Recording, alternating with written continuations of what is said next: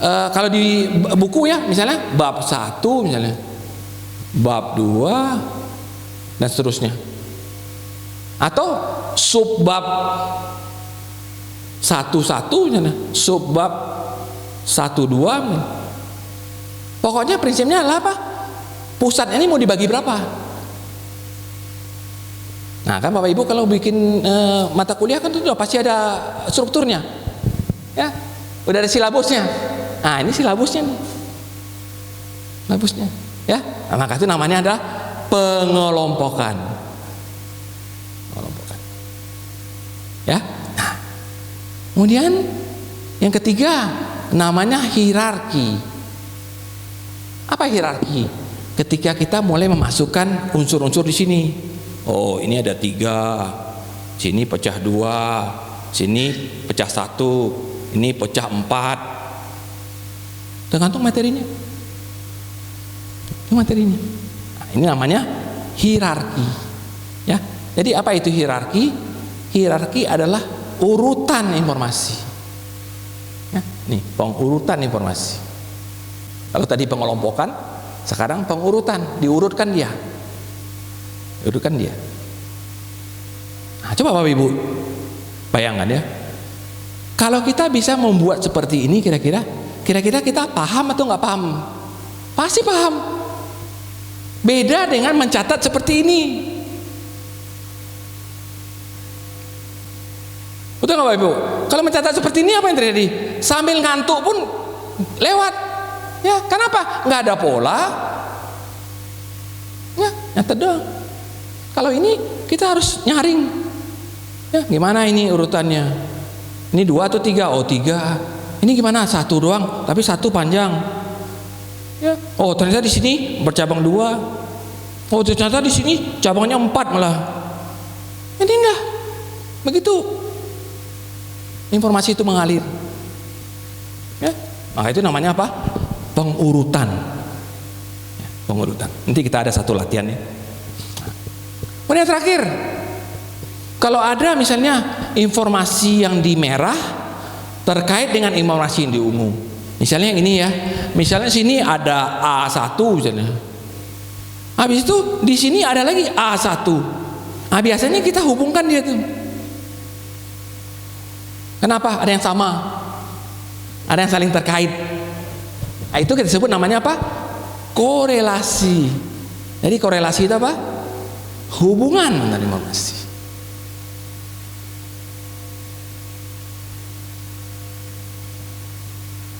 Hubungan antara informasi.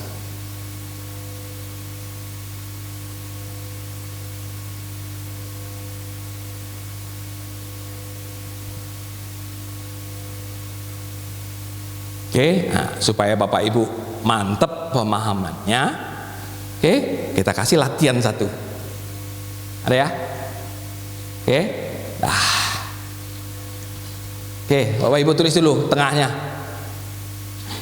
ABC, yang atasnya nggak usah ditulis, tengahnya tulis ABC. ABC.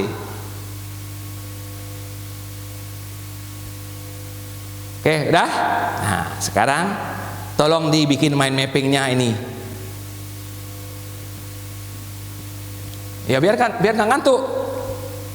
Nah, ayo cari dulu cabang utamanya apa? ABC, ya bikin dulu ABC. Nah, kan dipancing dulu dong. Bikin dulu cabang utamanya. Nah, saya pandu di sini, ya. Saya pandu di sini. Saya pandu di sini ya.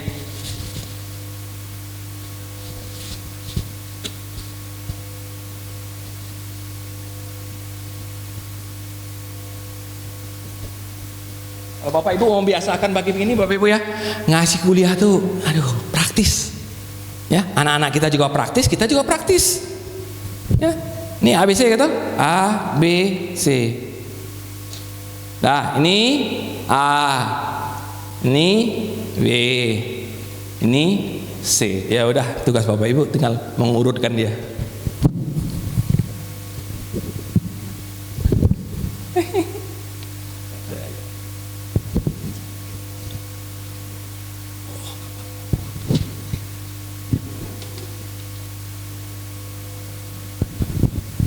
Ayo, jangan ada yang ketinggalan.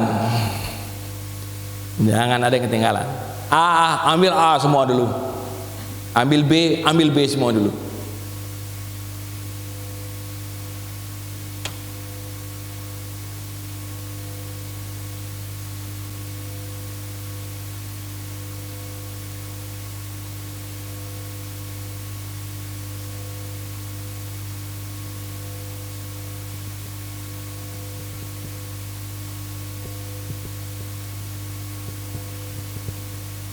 Ini melatih cara berpikir.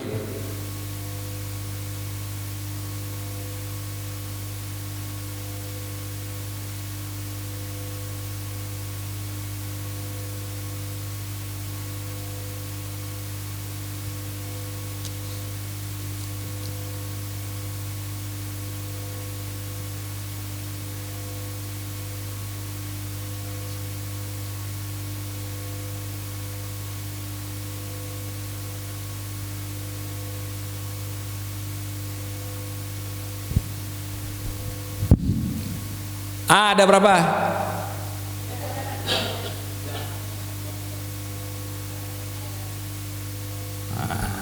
B ada berapa?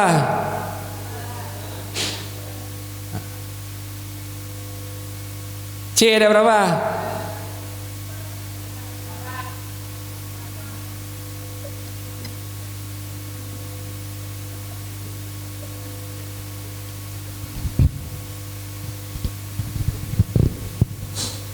Teman-teman, ini kan sederhana ya. Sebenarnya sehari-hari kita berpikir itu seperti itu. Setuju nggak teman-teman? Ya, itu yang berpikir. Kadang-kadang anak-anak kita tuh nggak bisa cari polanya. Kalau dia nggak bisa cari polanya, nggak paham dia apa yang ilmu yang kita berikan.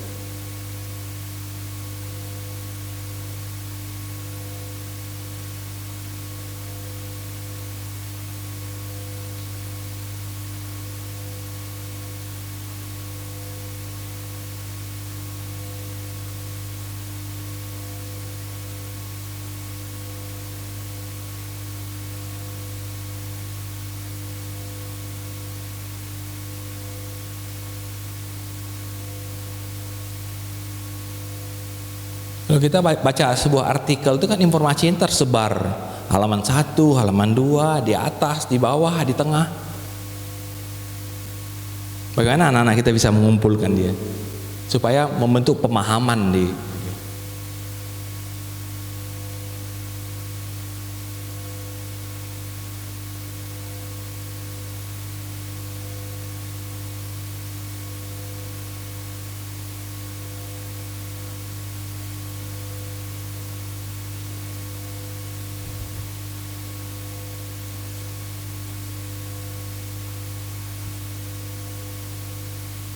ABC itu kan bisa apa saja ya?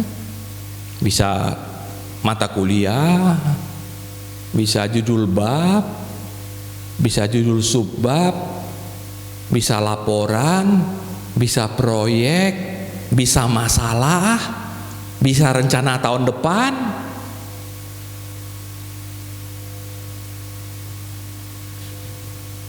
Apa aja bisa maksudnya.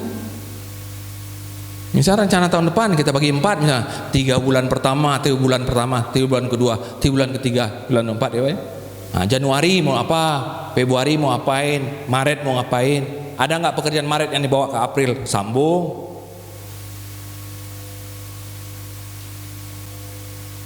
Ini metode-metode yang bahan digunakan orang.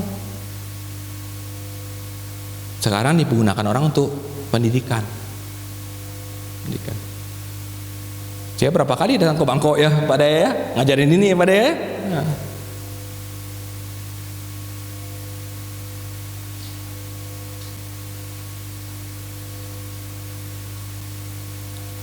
Jadi kalau kita membiasakan mahasiswa kita berpikir seperti ini, apa keuntungannya Bapak Ibu ya? Pertama, pemikiran anak-anak kita terstruktur, betul kan? Terstruktur. Jadi kalau suatu saat ya, tahu-tahu ada A4, dia tetap akan tahu induknya. Tahu-tahu kan bisa jadi perkembangan zaman. Tahu-tahu sekarang ada muncul A4. Atau ini tahu-tahu sekarang muncul B3 misalnya. Dari mana? Dari kreativitas.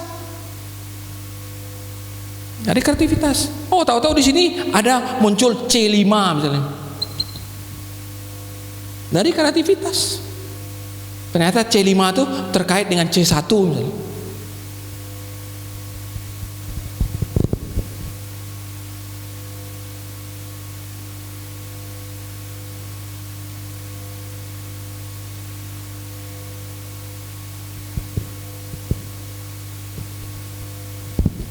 Oke, mari kita selesaikan. A1 ada berapa? A11, A12. B, A2?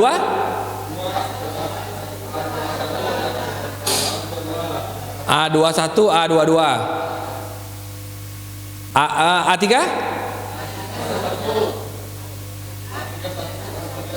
Udah. A311. Dah, beres ya. Kalau ini kan kreativitas, belum, nanti mana tahu ada. B1 bagi berapa? B11, B12. B1 ada lagi? B111. B12 ada lagi? Nggak ada. B2? B22. Ada B22? Ada kelanjutannya lagi? Nggak ada, cukup ya? Oke. Tinggal C. C1 ada berapa? C11, C12. C2? Nggak ada. C3? C31, C3, 111. C4? C41. Dah, beres ya.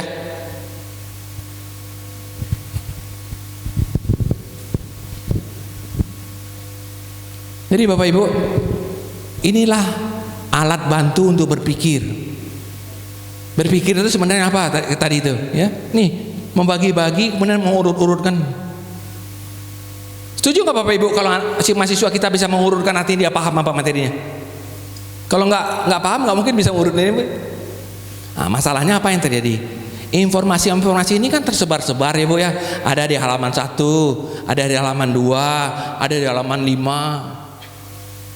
Nah, ini sangat membantu apa? Literasi. Literasi. Ingat tadi tantangan kita. 1 dari 2 anak nggak ngerti apa yang dia baca.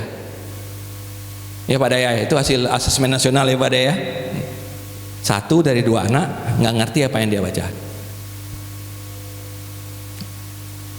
Jadi ABC itu bisa berkembang jadi D, tahu-tahu ada D.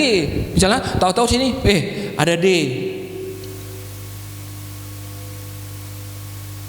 Ada D, oh ada. D1, D2, D3. Itu bisa. Misalnya kayak Pak Rektor buat perencanaan misalnya. Ini fakultas ini fakultas ini fakultas ini. Oh, nanti ini fakultas yang akan kita dirikan 2 tahun lagi misalnya. Atau akhir tahun depan misalnya Pak ya. Nah, kita bikin perencanaan sini. Nah, misalnya nanti untuk yang ini sementara mungkin menggunakan dosen dari sini misalnya. Mungkin ini supply sini, supply dari sini. Itu planning gitu.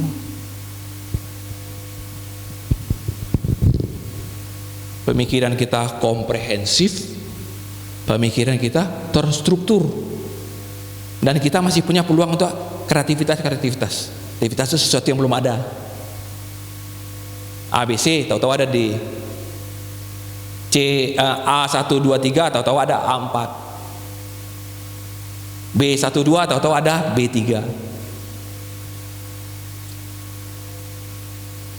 Teman-teman, itulah mind mapping.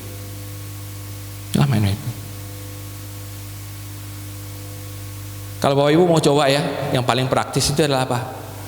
Memulai tahun ajaran baru misalnya, atau memulai bab baru. Oke, ini bab baru, apa yang mau dibahas di bab baru itu? Misalnya bab ini, bab 5 misalnya Pak ya. Bab 5 ini dibagi 4 misalnya, atau bagi 3. Bab 51, 51, 52, 53. Di 51 apa yang mau dijelaskan? Jadi apa? Mahasiswa kita udah tahu secara utuh apa yang ada di bab situ.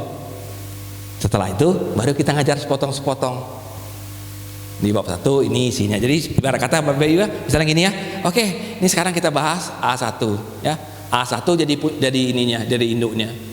Oke. Nah, di A1 ini ada 3 topik. Jadi ini ibaratnya multi level. Kita bikin induknya 1 ya, kita ambil sepotong, kita kembangin sendiri. Ya. Akibatnya apa ya tadi Bapak Ibu ya? Contoh misalnya kita mau ngasih ujian ya, kita tinggal lihat peta aja. Ambil soal sini 1, soal sini 1, soal sini 1. Saya kan Bapak Ibu tahu ya, ngajar tuh di 9 negara. Karena mata kuliah itu macam-macam namanya. Saya selalu bawa mind map aja. Nah, ini mana? Jepang. Oh, Jepang ini mind mapnya. Nah, kalau kakak puyeng juga kepala kita ya Pak ya. Kalau sini mungkin Bapak Ibu relatif sama lah ngajar mata kuliah ini aja. Oh, saya macam-macam. Yang growth mindset lah, yang kreativitas lah, yang mind map lah. Ya, banyak-banyak topiknya. Jadi kalau kadang-kadang di pesawat saya udah lihat tuh, oh ini mau ngasih kuliah ini nih. Kemarin minggu lalu sampai misalnya ngisi kuliah ya, minggu lalu udah ini. Ya selesai dia. Jadi minggu ini lagi. Jadi kita tuh enak. Ketika kita mulai masuk ke ke kelas ya, kita kasih tahu dia. Oke, dalam 2 kali pertemuan kita udah selesai ini ya. Sekarang kita pertemuan ketiga kita mulai ini. Ini nanti kita bagi 2 ini. Jadi mahasiswa kita tuh betul-betul tahu di mana dia berada. Ya, setiap kita mulai sesuatu yang baru kita keluarin ini kita.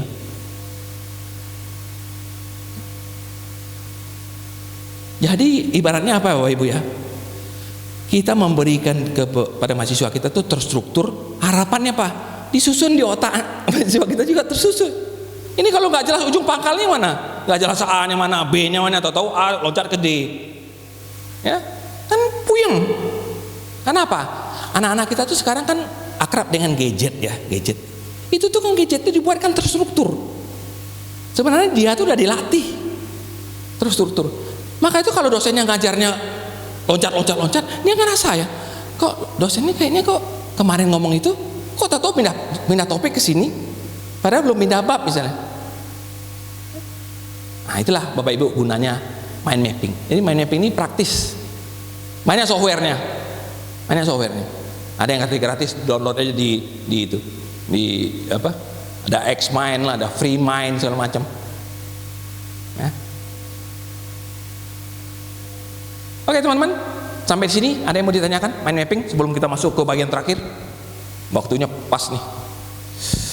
Nah, jadi saya mengharapkan Bapak Ibu coba pakai ya, pakai tangannya dulu. Ya, pakai tangannya. Misalnya merancang ya semester depan apa yang mau saya ajarkan topik ini. Ada nggak yang baru? Atau tetap seperti yang lama? Ada nggak mau yang disisipkan materi baru? Ini dulu Pak. Ya. Jadi Bapak Ibu semua, mindset, skill set, tool set itu ujungnya kemana? Ujungnya adalah ke inovasi. Itu ujungnya semuanya inovasi. Ingat yang pertama-tama tadi, apa inovasi? Melakukan hal-hal baru, melakukan hal-hal yang berbeda, hal-hal yang lebih baik, lebih cepat, lebih murah, lebih praktis.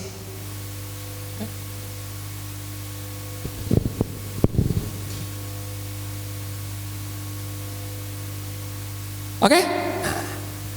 Jadi sekarang mari kita bahas Bapak Ibu inovasi. Jadi inovasi itu harus ada 3 unsur yang dipenuhi. Yang sebut namanya HTB. Ya. Yang pertama sebut namanya human value. Ada nggak gunanya untuk orang? Ada nggak gunanya untuk orang? Ada nggak gunanya untuk mahasiswa kita? Ada nggak gunanya untuk institusi kita? Ada nggak gunanya untuk dosen? Ya, itu human value. Bernilai nggak dia? Kalau udah capek-capek kita inovasi, ternyata gunanya nggak ada. Buat apa inovasi? Ya. Yang kedua, ada nggak teknologi yang bisa membantu? Software, aplikasi.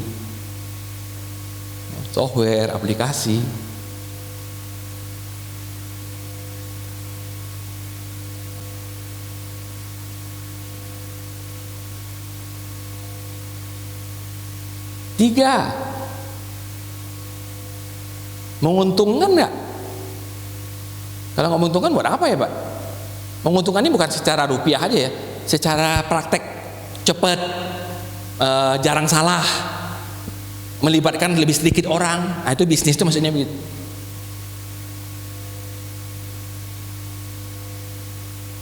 Jadi Bapak Ibu, definisi sederhana untuk inovasi adalah apa? Perubahan-perubahan kecil yang memberi dampak positif. Itu inovasi. Bukan perubahan besar. Ingat ya? Perubahan-perubahan kecil yang memberi dampak positif. Itulah inovasi.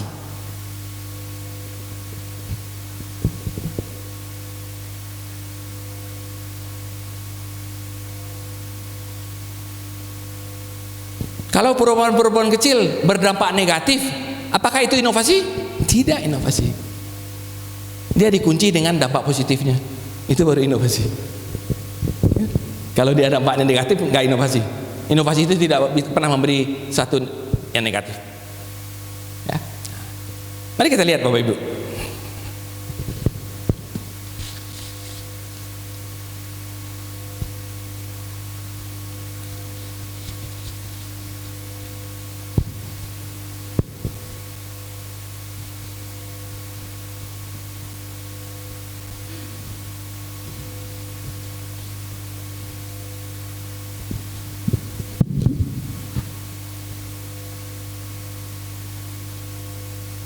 Ini unsur orangnya,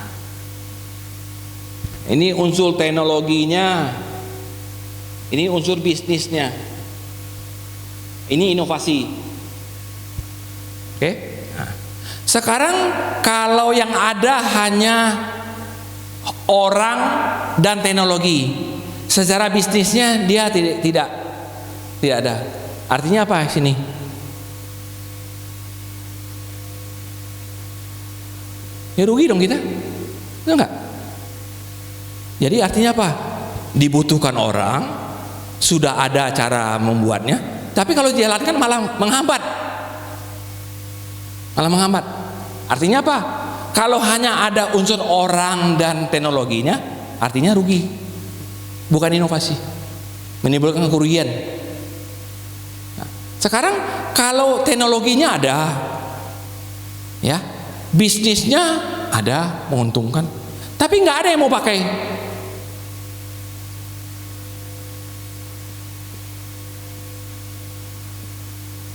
Wajib. Banyak tuh orang bikin produk tahu nggak ada yang mau beli. Contohnya nggak cocok dengan budaya kita. Misalnya ada AC murah tapi listriknya tinggi. Iya Pak Rektor ya, nggak ada yang mau beli AC-nya. Kenapa deh? Mungkin di Majalengka listriknya rendah-rendah ya Pak dayanya. Nggak ada yang beribu-ribu, ya. Nah, sehingga satu AC aja nggak bisa hidup di satu rumah. Padahal AC-nya murah, teknologi baru katanya. Tapi listriknya boros, ya orang nggak mau pakai, namanya rugi. Muwazir. Nah, coba yang ini dibutuhkan orang, bisnisnya menarik, tapi belum ada teknologi yang bisa membuatnya. Namanya